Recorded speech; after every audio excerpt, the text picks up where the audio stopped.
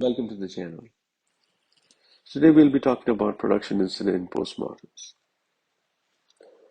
So, what is a postmortem? Right? Postmortem is something that you're going to do something and discuss after you've had a production incident. You have had a war room, right? You spent hours, multiple people, right?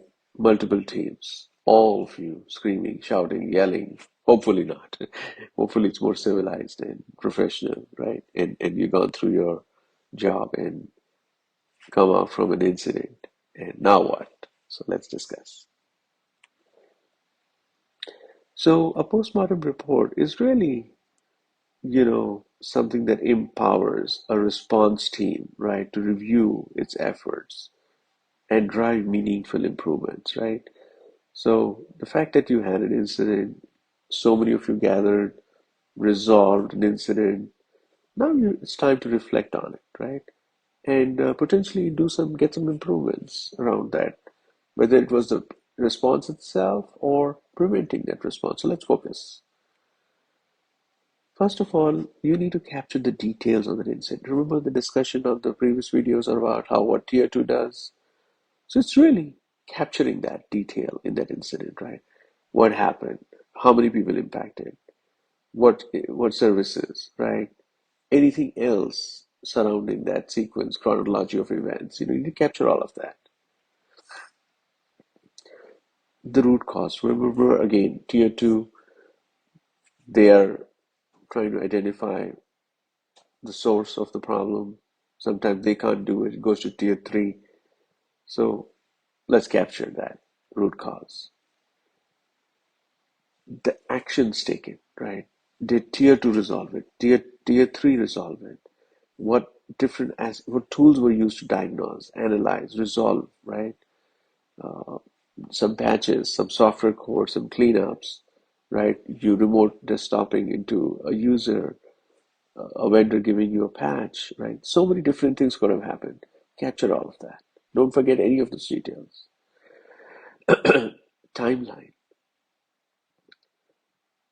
An incident taking an X amount of time to get resolved is an important benchmark, right? You want to understand what is your capabilities of your organization to fix an incident, right, of a certain magnitude. Does it take you half hour on average? Does it take you 6 hours on average, right? What does that mean to you in terms of business, in terms of loss of usage, right? Loss of revenue, user goodwill, right? There could be so much impact. So that timeline is critical to understand. How much time did it take you? What are the events that happened in that timeline? You go back and understand what are the key takeaways from that. Understand what worked, what did not work, right? Did you have to escalate to management, right, to get some things done?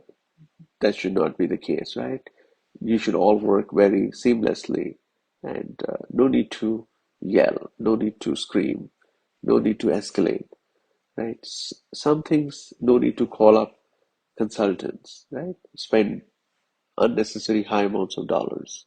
So let's try and understand what works, what doesn't work, and try and see if you can make certain improvements in your process with the skills. Whatever else changes can be suggested. Some of those are not going to be quick fixes. It's going to take you some time to resolve and improve the systems or people or processes. And some of them might be easier. You'll just do it next week and you'll be done. And next time that incident happens, you'll be able to resolve it much sooner. So let's try and understand that.